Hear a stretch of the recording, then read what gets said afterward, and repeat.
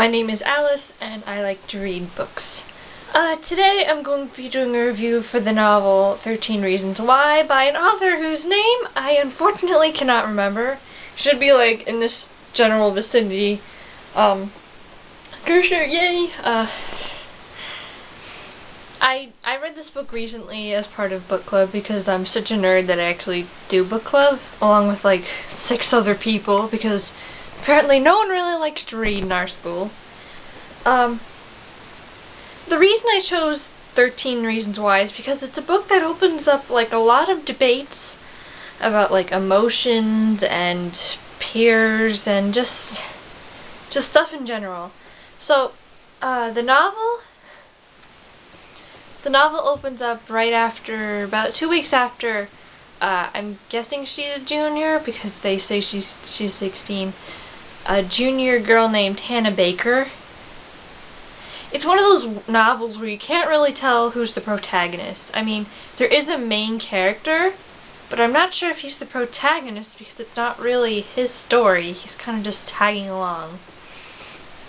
So the main character of the story, his name is Clay Jensen. And he's just an average guy. I mean, he goes to school. He went to school with this girl. He had a crush on her. He always wanted to ask her out or something.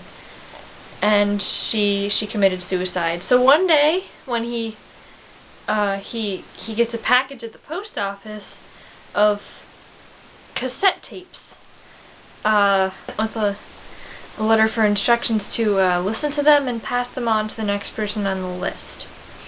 Now, basically these tapes are 13 reasons why Hannah Baker committed suicide, which I thought it was a very original idea considering any day you could just pick up a random novel off the shelf, no regards to it whether being to the genre. You could just pick up a book, and all the young adult books I've read lately are so generic and so overdone that it was nice to read something original for a change.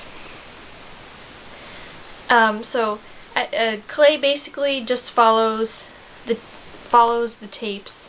He listens to the tapes on a Walkman he borrowed from a friend, and that's basically the whole novel. But it's a very powerful book.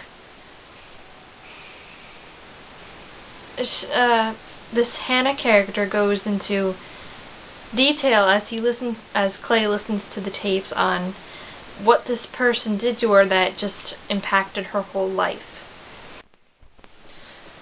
When it came through reading the book, it wasn't a bad book. It was just sometimes very bizarre. And sometimes it's like, why does this person have tape? What could they have possibly done to this girl, Hannah? And it's very intricate, and it's kind of just one of those stories where one thing connects everything else and all the pieces kind of come together. But well, first let me start in the characters. The main character, who's also the narrator, his name is Clay Jensen, as I said before. But he's a very good character in my opinion. He's probably one of the nicest guys, if he was real, that you would ever meet. I mean, he wouldn't hurt a fly. He's so nice. He's so considerate towards other people. I mean, he would do anything for anyone, and he never did a mean thing to anybody in his life. And he also managed to stay at this level of niceness without overdoing it and seeming not so human. And overall, I really like Clay. I really wish I could have seen him in some other light. But then again, how else would I have seen him? If he was in like a fantasy novel or a romance novel, it kind of would have ruined it. And the other thing is Hannah, which I'm guessing she's the protagonist. I'm not sure whether it's her or Clay. I can't really tell.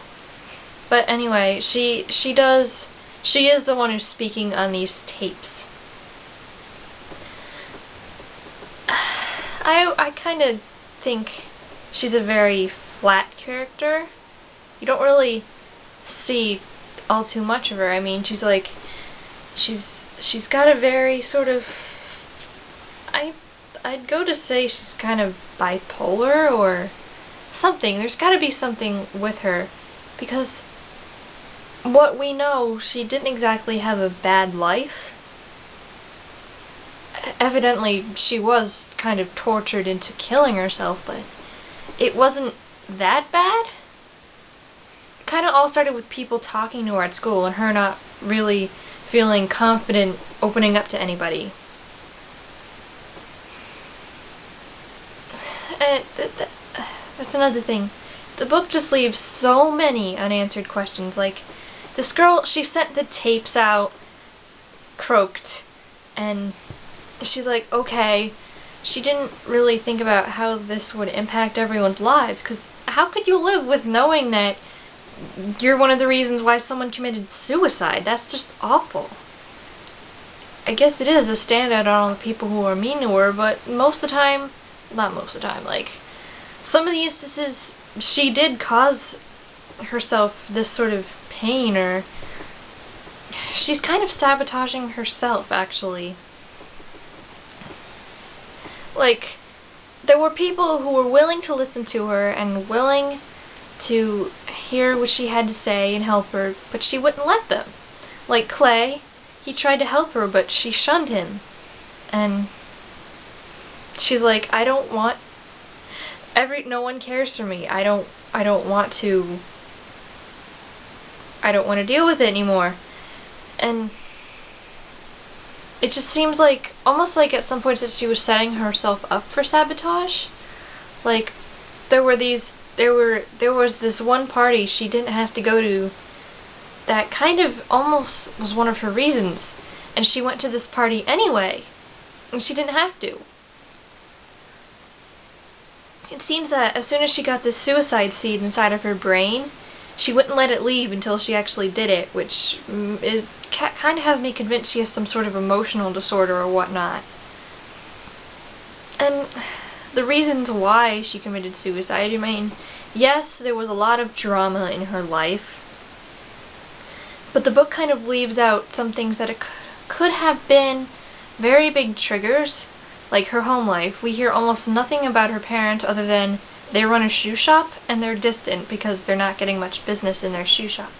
But I mean, her parents could have been abusive or alcoholics or druggies or whatnot. And we never know, and that could have been something very, very big.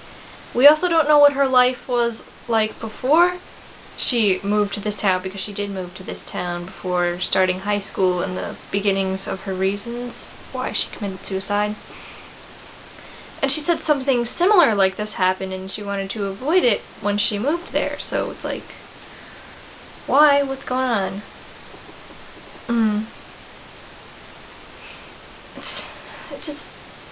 It also makes me wonder what it would be like to see the reactions of the people who got the tapes. We kind of see the reaction of one guy who got the tapes and was throwing rocks at the window of one of the other guys who got the tapes, who was a peeper, against Hannah. This girl, I mean, someone told rumors after her first kiss that it had been more than a kiss. And then, so Hannah's reputation from then on goes to become easy. She's placed on the best ass of the freshman class list, and it's just kind of almost, in my opinion, petty drama that she killed herself over. Like, people being jealous of her, or just not liking her, or there's even not much depth provided about her school life. I mean, we know kids said bad things to you and did bad things to you, but she never talks about her friends. I think she does mention that she has friends, but we never hear about them talking to her. We hear too much bad and not enough good to provide a substantial story. All in all, I liked 13 Reasons Why. It was a good book. It was confusing, sure. It could have. It's kind of a bizarre mind trip at one point. It's like, whoa, what's going on? But it was really an original idea.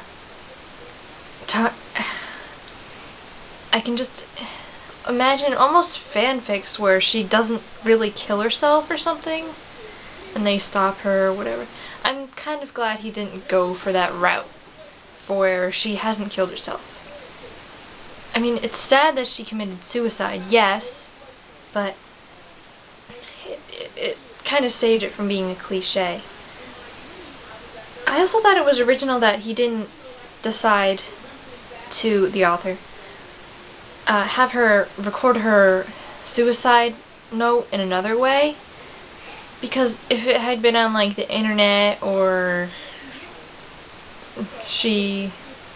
MP3s or whatever, it wouldn't have been substantial enough. It would have just kind of vamoosed or not been of any real importance. But bringing back cassette tapes, it has almost a sentimental meaning. It does bring up the tragedy of teen suicide, because I think it's awful that teens, like just like a normal girl like me, would decide to kill themselves for the silliest reasons when life is so worth living. I give 13 Reasons Why an 8 out of 10. The 2 deducted points being from unanswered questions and a character who's kind of hard to tell if she's like real, like a depth character or just a flat kind of character. Either way, it's a good read. It's easy to read, easy to pick up, put down, and then pick up some other time. It's worth checking out. Oh, and it also helps that the hardcover copy of the book also comes with a map of the journey Clay takes across the city, so that's it. Goodbye.